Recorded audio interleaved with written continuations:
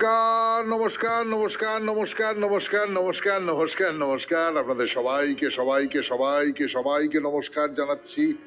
আপনাদের সবাইকে অশেষ শুভকামনা জানাচ্ছি, সবাইকে স্বাগত জানাচ্ছি আজকের এই শরণাগত অনুষ্ঠানে এবং সবাইকে শুভ সকাল জানাচ্ছি। শুভ হোক, শুভ হোক, সকলের শুভ হোক। কালকে বড়দিন গেছে, যীশু খ্রিস্টের জন্মদিবস, এবং যীশু খ্রিস্ট এই পৃথিবীর পাপী তাপীদের পরিত্রাণ করবার জন্যে, পৃথিবীতে স্বর্গরাজ্য আনবার জন্য নিজের প্রাণ দিয়েছিলেন। সকলের যাতে শুভ হয় তার জন্য নিজের প্রাণ দিয়েছিলেন। আজ স্মার্ত পণ্ডিত হরিদাস সিদ্ধান্ত বাগীশ তার তিরোভাব দিবস। আজকের দিনেই তিনি প্রয়াত হয়েছিলেন।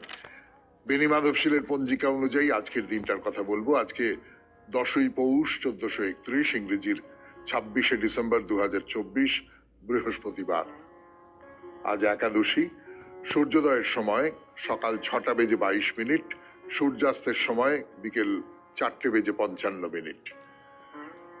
আজ নক্ষত্র স্বাতী। জন্মে তুলা রাশি, শূদ্র বর্ণ, মতান্তরে ক্ষত্রিয় বর্ণ, দেবগণ। রাত্রি 6:04 গতে রাক্ষসগণ। আমাদের হোয়াটসঅ্যাপে চিঠি পাঠাবার নাম্বার 9831922927। চিঠির গোড়ায় অতি অবশ্যই SG লিখতে হবে। এবারে অনুষ্ঠান সম্পর্কে বলি। যীশু খ্রিস্টের জীবন কথা বলছিলাম আপনাদের, গতকালও বলেছি। আজকে সেই জীবন কথা শেষ করব না, সম্পূর্ণ জীবনের কথা বলা হবে না। যীশু খ্রিস্ট হয়ে উঠেছেন এবং তিনি ধর্ম প্রচার করতে বেরিয়ে পড়েছেন। তার কিছু ধর্মোপদেশের কথা আমি আপনাদের শোনাবো। তারপরে চলে যাব স্বামী বিবেকানন্দের রচনা থেকে পাঠ এই পর্বে। ঠাকুর শ্রী রামকৃষ্ণ পরমহংসদেবের কথামৃত থেকে পড়ে শোনাবো স্বামী লোকেশ্বরানন্দের রচনা থেকে। আপনাদের চিঠিপত্র পড়বো এবং শেষে বাইরে দূরে 92.7 বিগ FM এ শরণাগত অনুষ্ঠান শুনছেন। আমি আছি আপনাদের সঙ্গে, আপনাদের সৌমিত্র বসু। প্রথমে যীশু খ্রিস্টের কথা গানের পর 92.7 বিগ FM এ শরণাগত অনুষ্ঠান শুনছেন। আমি আছি আপনাদের সঙ্গে, আপনাদের সৌমিত্র বসু। যীশু খ্রিস্টের কথা। যীশু খ্রিস্ট তো আস্তে আস্তে আস্তে আস্তে তার যে অলৌকিক ক্ষমতা, সেই ক্ষমতা চারপাশে ছড়িয়ে পড়লো। সূর্য উঠলে যেমন চারপাশে আলো ছড়িয়ে পড়ে, সেই রকম করে প্রচুর প্রচুর প্রচুর মানুষ দলে দলে দলে দলে তার কাছে আসে, তার কাছে উপদেশ চায়। তিনি একবার স্পর্শ করে দিন এই প্রার্থনা জানায়। এবং যীশু খ্রিস্টের কোনো বিশ্রাম নেই। যে মানুষই আসছে তার দেহে মনে তিনি শান্তির প্রলেপ বুলিয়ে দিচ্ছেন। তো ঘুরতে ঘুরতে ঘুরতে ঘুরতে দিন শেষ হয়ে গেল, সবাই যে যার ঘরে ফিরে গেল।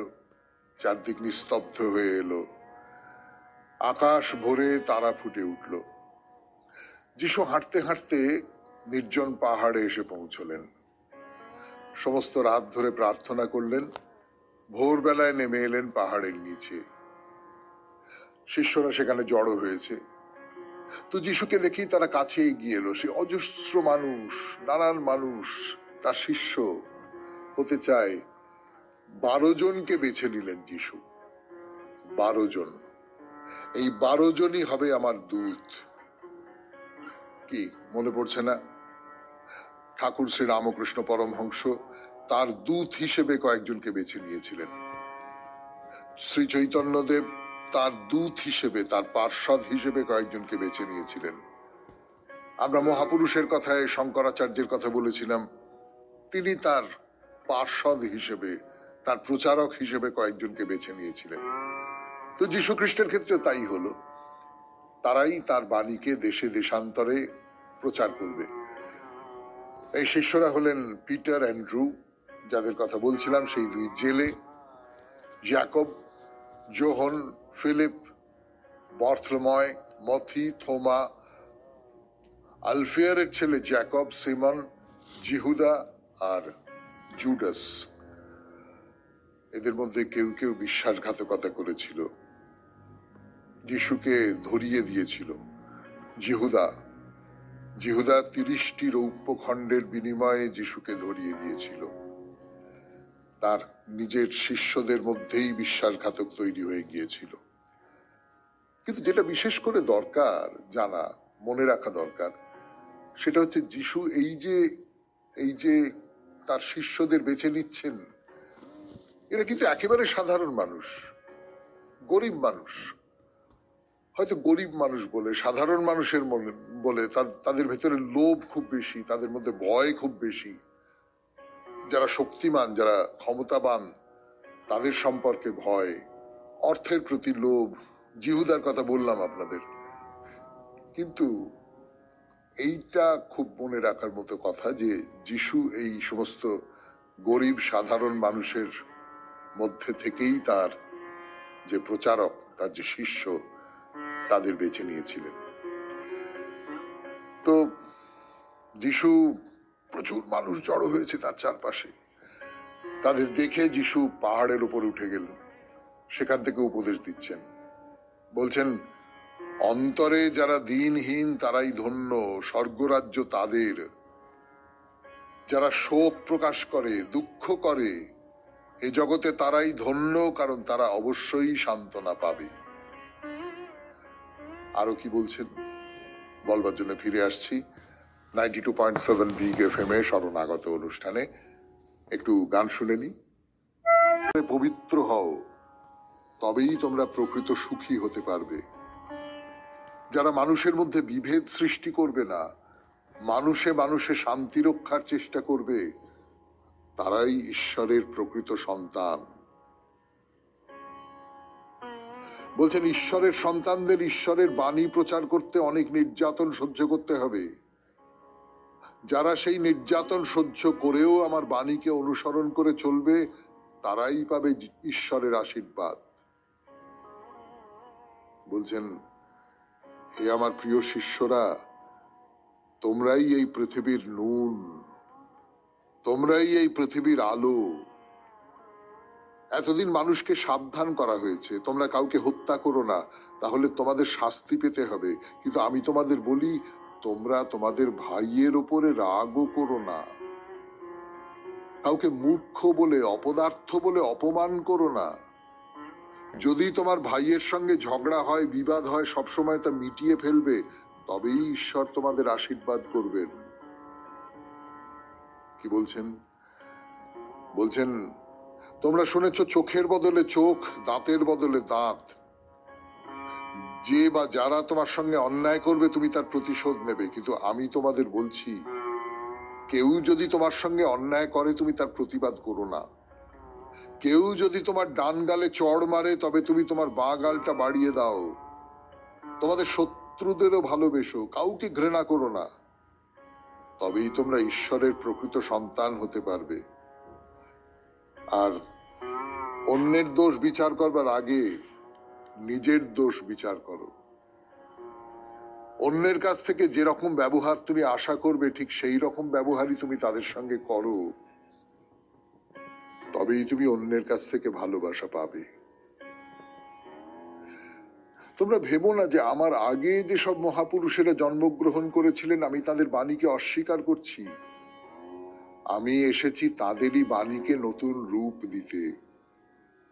তোমরা মনে রেখো, যতদিন না স্বর্গমর্ত ধ্বংস হবে, ততদিন এই শিক্ষা, এই উপদেশ এক বিন্দুও ধ্বংস হবে না। এই কথাগুলো যিশু বলেছিলেন। আজকের এই পৃথিবীতে এই কথাগুলো কত দরকারি হয়ে উঠেছে না? কত প্রয়োজনীয় হয়ে উঠেছে, কত অনিবার্য হয়ে উঠেছে। এই অনিবার্যতার যিনি প্রতীক, সেই যীশু খ্রিস্টকে শরণাগত পরিবারের পক্ষ থেকে প্রণাম। এরপর স্বামী বিবেকানন্দের রচনা থেকে পাঠ 92.7 বিগ এফএম এ শরণাগত অনুষ্ঠানে ফিরে আসছি গানের পর। ফিরে এলাম 92.7 বিগ এফএম এ শরণাগত অনুষ্ঠান শুনছেন। এবার স্বামী বিবেকানন্দের রচনা থেকে পাঠ, মায়া ও মুক্তি। সেই 23শে ডিসেম্বর তারিখে মায়া ও মুক্তির খানিকটা অংশ পড়ে শুনিয়েছিলাম আপনাদের। আবার শোনাচ্ছি এখন। ইন্দ্রিয়গণ মানুষকে টানিয়া বাহিরে লইয়া যায়, যেখানে কোন ক্রমে সুখ পাওয়া যায় না, মানুষ সেখানে সুখের অন্বেষণ করিতেছে। অনন্ত যুগ ধরিয়া আমরা সকলেই উপদেশ শুনিতেছি, এসব বৃথা, কিন্তু আমরা শিখিতে পারি না। নিজের অভিজ্ঞতা ছাড়া শেখাও অসম্ভব। উপদেশ কাজে লাগাইতে হইবে। হয়তো তীব্র আঘাত পাইব, তাহাতেই কি আমরা শিখিব? না, তখনও নহে। পতঙ্গ যেমন পুনঃ পুনঃ অগ্নির অভিমুখে ধাবমান হয়, আমরাও তেমনি পুনঃ পুনঃ বিষয় সমূহের দিকে বেগে পতিত হইতেছি। যদি কিছু সুখ পাই, বারবার নূতন উৎসাহে ফিরিয়া যাইতেছি।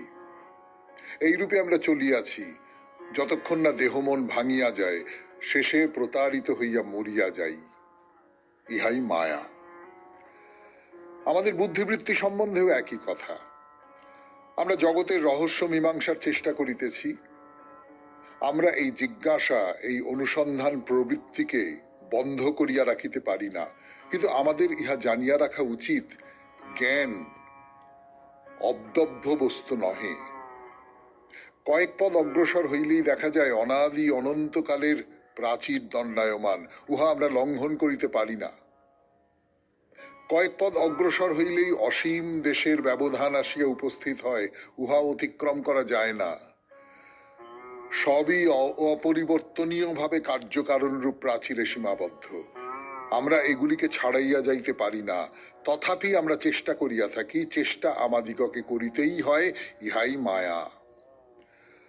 প্রতি নিঃশ্বাসে, হৃদয়ের প্রতি স্পন্দনে, আমাদের প্রত্যেক গতিতে আমরা মনে করি আমরা স্বাধীন, আবার সেই মুহূর্তেই আমরা দেখিতে পাই আমরা স্বাধীন নই, কৃতদাস, প্রকৃতির কৃতদাস আমরা। শরীর, মন, সর্ববিধ চিন্তা এবং সকল ভাবেই আমরা প্রকৃতির কৃতদাস। ইহাই মায়া। এমন জননী নাই যিনি তাহার সন্তানকে অসাধারণ শিশু, প্রতিভাবান পুরুষ বলিয়া বিশ্বাস না করেন। তিনি সেই ছেলেটিকে লইয়াই মাতিয়া থাকেন, সেই ছেলেটির উপর তার সারা মনঃপ্রাণ পড়িয়া থাকে। ছেলেটি বড় হইল, হয়তো মাতাল পশুতুল্য হইয়া উঠিল, জননীর প্রতি অসৎ ব্যবহার করিতে লাগিল। যতই এই অসৎ ব্যবহার বাড়িতে থাকে, মায়ের ভালোবাসাও ততই বাড়িতে থাকে। জগৎ উহাকে মায়ের নিঃস্বার্থ ভালোবাসা বলিয়া খুব প্রশংসা করে। তাহারা স্বপ্নেও মনে করে না যে সেই জননী জন্মাবধি একটি কৃতদাসী মাত্র, তিনি না ভালোবাসিয়া থাকিতে পারেন না। সহস্রবার তাহার ইচ্ছা হয় তিনি উহা ত্যাগ করিবেন, কিন্তু তিনি পারেন না। তিনি উহার উপর পুষ্পরাশি ছড়াইয়া উহাকে আশ্চর্য ভালোবাসা বলিয়া ব্যাখ্যা করেন। ইহাই মায়া। শুনলেন স্বামী বিবেকানন্দের রচনা থেকে পাঠ 92.7 বিগ এফএম এ শরণাগত অনুষ্ঠানে। এরপর কথামৃত গানের পর এবারে কথামৃত 92.7 বিগ এফএম এ শরণাগত অনুষ্ঠান শুনছেন। আমি আপনাদের সৌমিত্র বসু। ঠাকুর বসে আছেন, কলকাতায় এসেছেন তিনি, তো তার চারপাশে যারা আছেন প্রতিবেশীরা অনেকে এসেছেন, ঠাকুরকে দর্শন করবার জন্য এসেছেন। তাদের মধ্যে একজন প্রতিবেশী কিছু প্রশ্ন করছেন ঠাকুরকে, খুব গুরুত্বপূর্ণ সব প্রশ্ন, খুব জরুরি সব প্রশ্ন। এবং সবচেয়ে যেটা বড় কথা সেটা হচ্ছে আমাদের মতো সংসারী মানুষদের মনে যে সব প্রশ্ন জেগে ওঠে, সেই ধরনের সব প্রশ্ন করছেন। তার কিছু কিছু প্রশ্ন এবং তার উত্তরে ঠাকুর কি বলছেন সেগুলো আমি বলেছিলাম এর আগে। এখন আরো প্রশ্ন, তার উত্তরে ঠাকুর কি বলছেন বলি। যেমন প্রতিবেশী বলছেন যে মহাশয়, সংসারে থেকে কি ভগবানকে পাওয়া যায়? সংসারে থেকে কি ভগবানকে পাওয়া যায়? আপনি আমি কি ভগবানকে পেতে পারি, নাকি কেবলমাত্র সাধু সন্ন্যাসীরাই পাবেন, সংসার ত্যাগী সন্ন্যাসীরা পাবেন? তো ঠাকুর শ্রী রামকৃষ্ণ পরমহংসদেব কি বলছেন? বলছেন অবশ্য পাওয়া যায়, তবে যা বললুম, সাধু সঙ্গ আর সর্বদা প্রার্থনা করতে হয়, তার কাছে কাঁদতে হয়। মনের ময়লাগুলো ধুয়ে গেলে তার দর্শন হয়। সব সময় কাঁদতে হবে, ব্যাকুল হতে হবে। আপনি যা কিছু চান, যে কোনো কিছু যদি আপনাকে চাইতে হয়, আপনি চাইছেন, সেটা তো এমনি এমনি পাবেন না আপনি। মানে সত্যিকারের বড় মাপের কোনো জিনিস আপনাকে যদি পেতে হয় তাহলে আপনাকে ব্যাকুল হয়ে চাইতে হবে। সেই ব্যাকুলতার নানান রকমের ধরন হতে পারে, সেই ব্যাকুলতার মধ্যে জোর থাকতে পারে, সেই ব্যাকুলতার মধ্যে দীনতা থাকতে পারে, সেই ব্যাকুলতার মধ্যে হাহাকার থাকতে পারে, যাতে করে যার কাছে আপনি প্রার্থনা করছেন তিনি বিচলিত হয়ে পড়েন, তার মন নরম হয়ে পড়ে। তার মনে হতে পারে, এবং এই যে তিনি বিচলিত হয়ে পড়লেন, তার মন নরম হয়ে গেল, তার সূত্র ধরে কিন্তু তার সঙ্গে আপনার একটা সেতু তৈরি হয়ে গেল কোথাও। এই সেতুটা যদি তৈরি না হয় তাহলে আপনি যেটা চাইছেন সেটা আপনার কাছে আসবে কি করে? ঠাকুর কি বলছেন? ঠাকুর শ্রী রামকৃষ্ণ পরমহংসদেব বলছেন যে মনটি যেন মাটি মাখানো লোহার সূচ, ঈশ্বর চুম্বক পাথর, মাটি না গেলে চুম্বক পাথরের সঙ্গে যোগ হয় না। তো কি করে এই চুম্বক পাথরের সঙ্গে মাটি মাখা সূচের যোগ তৈরি হবে? মাটিটাকে ধুয়ে ফেলতে হবে। ধোয়ার জন্য কি দরকার? জল, চোখের জল। কি ভালো উপমা না? মাটি মানে কি? মাটি মানে হচ্ছে কাম, ক্রোধ, লোভ, পাপ বুদ্ধি, বিষয় বুদ্ধি। মাটি ধুয়ে গেলেই সূচকে চুম্বক পাথরে টেনে লবে, মানে ঈশ্বর দর্শন হবে। তার মানে ঈশ্বর আমার দরজায় দাঁড়িয়ে রয়েছেন, তিনি চাইছেন যে মানুষ আমাকে দর্শন করুক, আমার স্পর্শ পাক।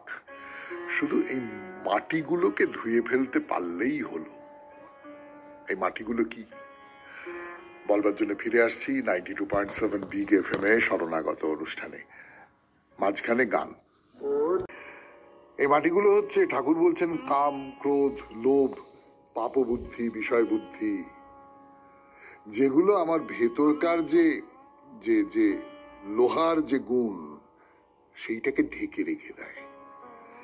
এটাকে সরিয়ে ফেলতে হবে, চোখের জলে ধুয়ে যেতে হবে। এগুলো চিত্তশুদ্ধি হলে তবে তাকে লাভ হয়।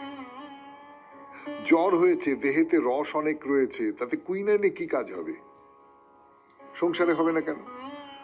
ওই যে সাধু সঙ্গ, কেঁদে কেঁদে প্রার্থনা, মাঝে মাঝে নির্জনে বাস, একটু বেড়া না দিলে ফুটপাথের চারা গাছ ছাগল গরুতে খেয়ে ফেলে।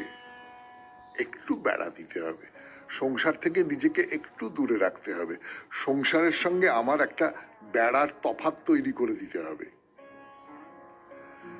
তো প্রতিবেশী শুনে, মানে আমি নৈর্ব্যক্তিক হরফে পড়ছি। প্রতিবেশী বলছেন যে যারা সংসারে আছে তাহলে তাদেরও হবে। আমি এই প্রশ্নটার মধ্যে একটা ব্যাকুলতা টের পাচ্ছি। মানে এইরকম করেই যেন বলছেন যে যারা সংসারে আছে তাহলে তাদেরও হবে। তো ঠাকুর বলছেন সকলেরই মুক্তি হবে, তবে গুরুর উপদেশ অনুসারে চলতে হয়। বাঁকা পথে গেলে ফিরে আসতে কষ্ট হবে, মুক্তি অনেক দেরিতে হয়। হয়তো এ জন্মেও হলো না, আবার হয়তো অনেক জন্মের পরে হলো। জনকাদি সংসারেও কর্ম করেছিলেন, ঈশ্বরকে মাথায় রেখে কাজ করতেন। নৃত্যকে যেমন মাথায় বাসন করে নাচে, আর পশ্চিমের মেয়েদের দেখনি মাথায় জলের ঘোড়া, হাসতে হাসতে কথা কইতে কইতে যাচ্ছে। তার মানে সংসারে থাকো, কর্ম করো, মনটা কিন্তু ঈশ্বরে রাখো। শেষ করলাম আজকের মতো কথামৃত থেকে পাঠ 92.7 বিগ এফএম এ শরণাগত অনুষ্ঠানে। এরপর স্বামী লোকেশ্বরানন্দের রচনা থেকে পড়ে শোনাবো আপনাদের। আমি আছি আপনাদের সঙ্গে, আপনাদের সৌমিত্র বসু। বড় মানুষদের থেকে সাবধান। স্বামী লোকেশ্বরানন্দের এই প্রবন্ধটি পড়ে শোনাবো 92.7 বিগ এফএম এ শরণাগত অনুষ্ঠানে। বড় মানুষদের থেকে সাবধান।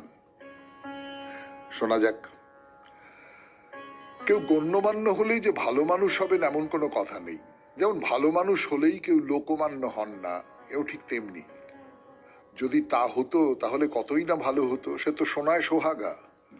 কিন্তু সচরাচর তা হয় না। দুয়ের এই মিলন সুদুর্লভ। একজন ভালো মানুষ যে কীর্তিমান নাও হতে পারেন সেটা বোঝা যায়, কারণ সৎ মানুষ হতে গেলে প্রতিভাশালী হওয়ার দরকার হয় না। মাঝারি বুদ্ধি ও সামর্থ্যের সঙ্গে হৃদয়ে যদি সকলের প্রতি প্রবল ভালোবাসা থাকে তাহলেই যথেষ্ট।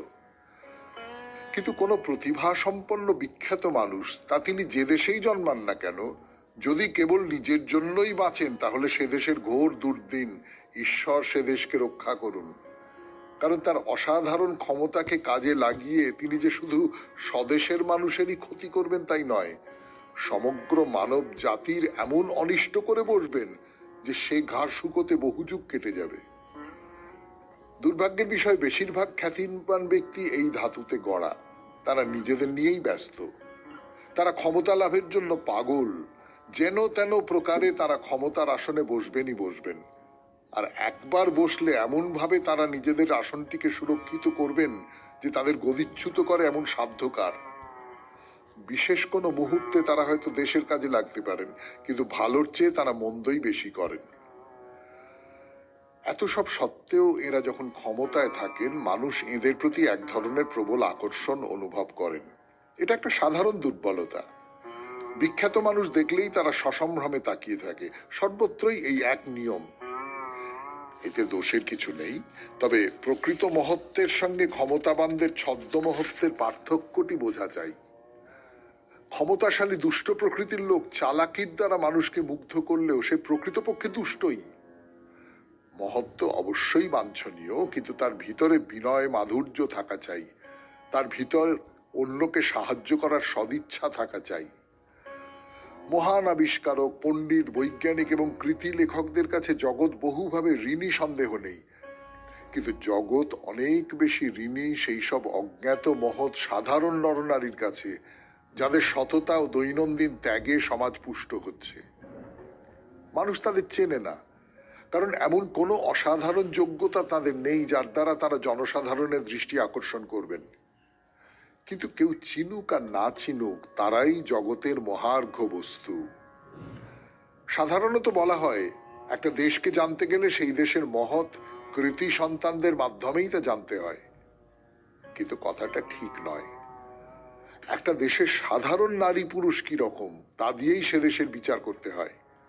তারা যদি ভালো হন তো সে দেশকেও ভালো বলতে হয়। আর তারা যদি শান্ত, নম্র, ভালো, বুদ্ধিমান, কর্মঠ এবং নিঃস্বার্থ হন, সে দেশ বাস্তবিকই মহান। এরকম মানুষের মধ্য থেকেই কখনো কখনো একজন বিশ্ববরেণ্য নেতার আবির্ভাব হয়। তিনি এমন এক যুগান্তকারী নতুন ভাব নিয়ে আসেন যে তাতে জগৎ তোলপাড় হয়। কোন দিক দিয়েই তাকে অসাধারণ বলা চলে না, কিন্তু তা সত্ত্বেও তিনি তার চারপাশের মানুষকে এমন প্রভাবিত করেন যে তারা বিনা বাক্যব্যয়ে তাকে অনুসরণ করে। তিনি যে কোনো দল গড়েন তা নয়, মানুষ স্বতঃপ্রবৃত্ত হয়েই তার ভাবের পতাকা তলে সমবেত হয়। যত দিন যেতে থাকে ততই তার প্রভাব শত বাধাবিঘ্ন সত্ত্বেও সর্বত্র ছড়িয়ে পড়ে। এমনই তার চরিত্র যে যারা তার সঙ্গে একমত নন তারাও তাকে না ভালোবেসে পারেন না। কোন কোন ক্ষেত্রে তার মৃত্যুর পরও সুদীর্ঘকাল ধরে দেশ বিদেশ তার ভাবের বন্যায় প্লাবিত হতে থাকে। তিনি কোন দেশের মানুষ লোকে তা ভুলে যায়। তারা মনে করতে ভালোবাসে তিনি তাদেরই আপনজন। তার বাণীর আলোকে তারা বর্তমান সংকট থেকে উদ্ধারের পথ খুঁজে পায়।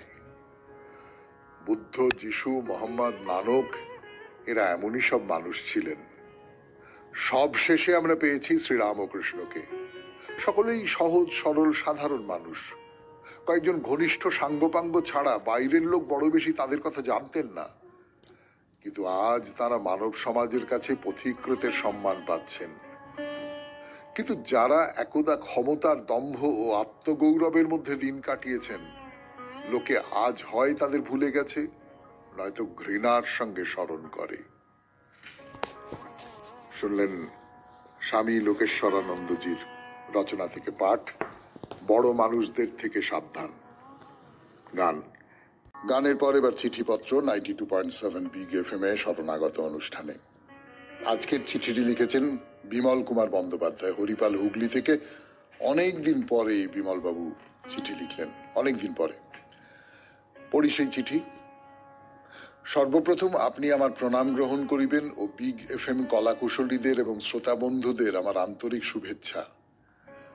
সত্য ঘটনা অবলম্বনে এক ব্যতিক্রমী কাহিনী। বছর 40-এর এক তামিল ভদ্রলোক 4 চাকা গাড়ি করে স্ত্রী ও পুত্র সহ বেড়াতে যাচ্ছিল। কিছু দূর যাবার পথে হঠাৎ গাড়িটি এক লরিকে পাশ দিতে গিয়ে রাস্তার পাশে নয়নজুলিতে পড়ে যায়। স্ত্রীপুত্র ও ড্রাইভারের ওই নয়নজুলিতেই মৃত্যু ঘটে এবং ভদ্রলোককে হাসপাতালে ভর্তি করতে হয়। বেশ কিছুদিন চিকিৎসার পর বাড়ি ফিরে আসে। মনের দুঃখ কষ্টকে লাঘব করতে হঠাৎ একদিন একটি 1.5 মাসের বাচ্চা বাঁদর কিনে এনে তাকে পুত্রের স্নেহে লালিত পালিত করতে থাকে এবং বাচ্চা বাঁদর ধীরে ধীরে এক পালিত পোষ্যে পরিণত হয়ে প্রভুর সাথে পাল্লা দিয়ে কিছু কিছু গৃহকর্ম করতে থাকে, একদম বাড়ির বাচ্চাদের মতন। আশেপাশের সকলে জানে বাঁদরটি বাড়ির ছেলে মেয়েদের মতন থাকে। বছর 12-13 এইভাবে চলতে থাকে। হঠাৎ ওই ভদ্রলোকের এক রাতে স্ট্রোকের মতো অবস্থা, বাড়ির মেঝেতে লুটিয়ে পড়ে আছে। এই অবস্থা থেকে বাঁদরটি কিছু বুঝতে না পেরে ছুটে পাশের বাড়ির লোকজনকে চেঁচিয়ে চেঁচিয়ে দরজায় ধাক্কা মারতে থাকে। পাশের বাড়ির লোকজন বেরোতেই একজনের কাপড় ধরে টানাটানি করে নিজের বাড়িতে নিয়ে আসে।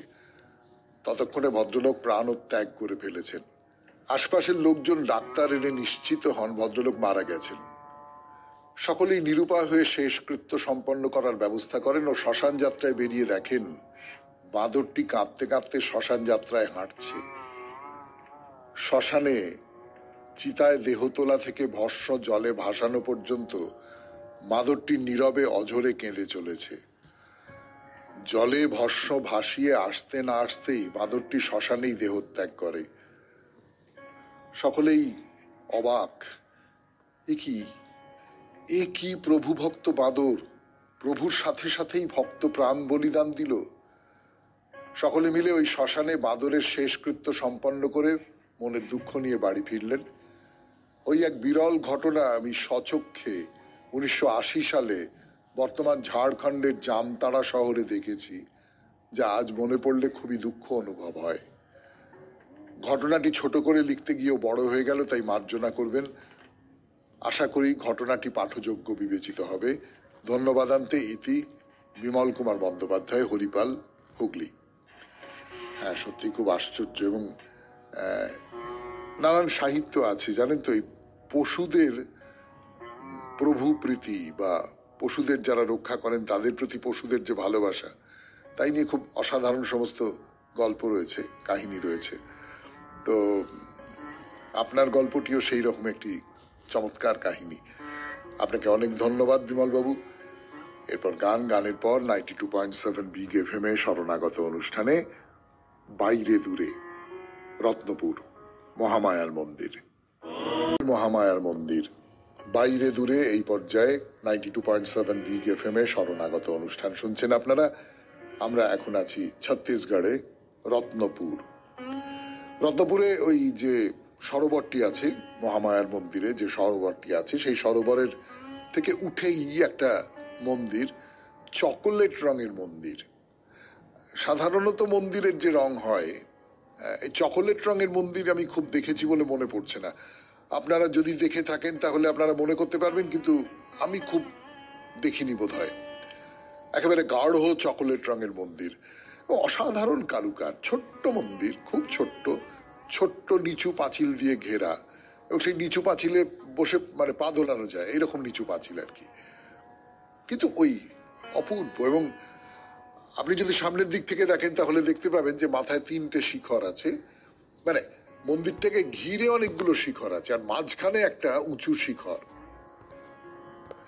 তো চলুন এবার একটু কাছ থেকে দেখা যাক মন্দিরের যে দেওয়াল। তো কাছে আসতে দেখছি যে এই চকোলেট রংটা কেমন তামার রঙের হয়ে গেল, তামার রং। আমরা এই মহামায়ার মন্দিরে ঢোকবার পথে যে তোরণটা দেখেছিলাম, যে দ্বিতীয় তোরণটা, মূল যে তোরণ, সেইটা যেরকম একেবারে তামার রঙের হয়ে গিয়েছিল, সেই রকম তামার রং। একটা ছোট্ট দরজা আছে, তার পাশে 2টি গবাক্ষ আছে। এই যে দরজা, গর্ভগৃহে ঢোকবার যে দরজা, তার দুপাশে 2টি নারী মূর্তি দাঁড়িয়ে রয়েছে। পাশেও প্রসাধনরত দুই নারী, তাদের অপূর্ব মূর্তি, খুব সুন্দর। আর তাছাড়া নানান রকমের সব ফুলের অলঙ্করণ রয়েছে, খুব ডিজাইন রয়েছে সুন্দর সুন্দর, একেবারে মন মুগ্ধ করে দেবার মতন কারুকাজ। তাহলে চলুন এবার মন্দিরের ভেতরে প্রবেশ করি। না, এটি মহামায়ার মন্দির নয়, এটি একটি শিব মন্দির। ভেতরে অধিষ্ঠান করছেন মহাদেব। মন্দিরের বাইরে একটা বড় ত্রিশূল মাটিতে পোঁতা রয়েছে, তার গায়ে ডমরু বাঁধা। এর থেকেই আপনি বুঝতে পারবেন যে এটি আসলে শিব মন্দির। তা মন্দিরের ঠিক উল্টো দিকে একটা দোতলা বাড়ি, এমনি সাধারণ বাড়ির মতোই। সেইখানে হলুদের উপরে লাল দিয়ে বড় বড় করে লেখা কালাস কক্ষ। তো ব্যাপারটা কি বোঝবার জন্য চলুন ওদিকে যাওয়া যাক। শুনছেন বাইরে দূরে ছত্তিশগড়ের মহামায়া মন্দিরের কথা। ছত্তিশগড়ের আমরা এখন আছি রত্নপুরে।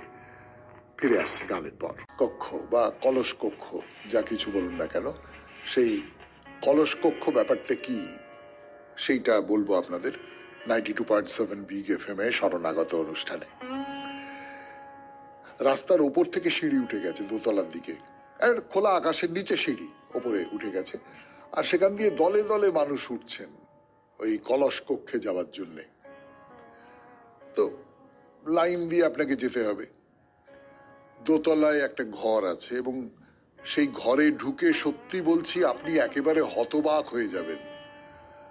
বিশাল লম্বা একটা ঘর, চওড়াও খুব কম নয়। সেখানে একটি দুটি তিনটি চারটি বেদি তৈরি করে দেওয়া হয়েছে, নিচু বেদি, মানে আপনার হাঁটুর মতন উচ্চতা। আর ঘরের এ প্রান্ত থেকে ও প্রান্ত পর্যন্ত, মানে মাটি থেকে খানিকটা উঁচু হয়ে গেল তো, এবং সেখানে একটি করে প্রদীপ জ্বালিয়ে দেওয়া হয়েছে, সার বেঁধে প্রদীপ, একটা গোটা ঘর জুড়ে, মানে বিরাট লম্বা একটা ঘর ভেবে দেখুন, সেই গোটা ঘরটা জুড়ে অসংখ্য প্রদীপ জ্বলছে, অসংখ্য প্রদীপ। আর সেই অজস্র প্রদীপের আলোয় গোটা ঘরটা যেন একেবারে ঝলমল ঝলমল ঝলমল ঝলমল করছে। আমি জানি না এই দৃশ্য মুখের কথায় আপনাদের সামনে প্রকাশ করতে পারলাম কিনা, আপনারা কল্পনা করতে পারলেন কিনা, কিন্তু আমি তো বলবো যে প্রদীপের আলোয়, অজস্র প্রদীপের আলোয় আলোকিত এই ঘরটার কথা যিনি দেখেছেন তিনি হয়তো সারা জীবনেও ভুলতে পারবেন না। আসলে ধর্ম তো আলো, দেবী বা দেবতা যা কিছু বলুন না কেন, তারা তো আলো। এই ঘরটা যেন সেই আলোর প্রতীক। আলো দিয়ে সাজানো রয়েছে ঘরটা, আলো দিয়ে ভরা রয়েছে। তো বেরিয়ে এলেন সেখান থেকে, এরপর এসে দাঁড়ালেন আর একটা জায়গায়। মন্দিরের ছাদ বলতে পারেন এটা। চারপাশটা দেখুন, অবারিত চারপাশ, গাছপালা, মাঠ, কোথাও শহরের চিহ্ন মাত্র নেই। ওই ছাদে উঠে আপনি দেখতে পেলেন আর একটা মন্দির। তাহলে চলুন সেই মন্দিরটা দেখে আসা যাক। কিন্তু আজকে আর দেখে আসা হবে না, আজকের মতো সৌমিত্র বসুকে বিদায় নিতে হবে। আমাদের হোয়াটসঅ্যাপে চিঠি পাঠাবার নাম্বার 9831922927। চিঠির গোড়ায় অতি অবশ্যই SG লিখতে হবে। তাহলে অনুষ্ঠানের শেষে কবিতা, রবীন্দ্রনাথের কবিতা। পাঁচিলের এধারে ফুল কাটা চিনের টবে সাজানো গাছ সুসংযত, ফুলের কেয়ারিতে কাঁচি ছাটা বেগনি গাছের পাড়, পাঁচিলের গায়ে গায়ে বন্দি করা লতা, এরা সব হাসে মধুর করে, উচ্চ হাস্য নেই এখানে। হাওয়ায় করে দোলাদুলি, কিন্তু জায়গা নেই দুরন্ত নাচের। এরা আভিজাত্যের সুশাসনে বাঁধা। বাগানটাকে দেখলে মনে হয় মোগল বাদশার জেনানা, রাজ আদরে অলঙ্কৃত, কিন্তু পাহারা চারদিকে, চরের দৃষ্টি আছে ব্যবহারের প্রতি। পাঁচিলের ওপারে দেখা যায় একটি সুদীর্ঘ ইউক্যালিপটাস খাড়া উঠেছে ঊর্ধ্বে, পাশেই দু তিনটি সোনাঝুরি প্রচুর পল্লবে প্রগল্ভ। নীল আকাশ অবারিত বিস্তীর্ণ ওদের মাথার উপরে। অনেকদিন দেখেছি অন্য মনে, আজ হঠাৎ চোখে পড়ল ওদের সমুন্নত স্বাধীনতা। দেখলেম সৌন্দর্যের মর্যাদা আপন মুক্তিতে। ওরা ব্রাত্য, আচার মুক্ত, ওরা সহজ। সংযম আছে ওদের মজ্জার মধ্যে, বাইরে নেই শৃঙ্খলার বাঁধাবাঁধি। ওদের আছে শাখার দোলন দীর্ঘ লয়ে, পল্লবগুচ্ছ নানা খেয়ালের মর্মর ধ্বনি হাওয়ায় ছড়ানো। আমার মনে লাগলো ওদের ইঙ্গিত। বললেম, টবের কবিতাকে রোপণ করব মাটিতে, ওদের ডালপালা যথেচ্ছ ছড়াতে দেব বেড়া ভাঙা ছন্দের অরণ্যে। খুব ভালো থাকবেন, আনন্দে থাকবেন। নমস্কার। নমস্কার নমস্কার নমস্কার নমস্কার নমস্কার নমস্কার নমস্কার। আপনাদের সবাইকে সবাইকে সবাইকে সবাইকে নমস্কার জানাচ্ছি। আপনাদের সবাইকে অশেষ শুভকামনা জানাচ্ছি। সবাইকে স্বাগত জানাচ্ছি আজকের এই শরণাগত অনুষ্ঠানে এবং সবাই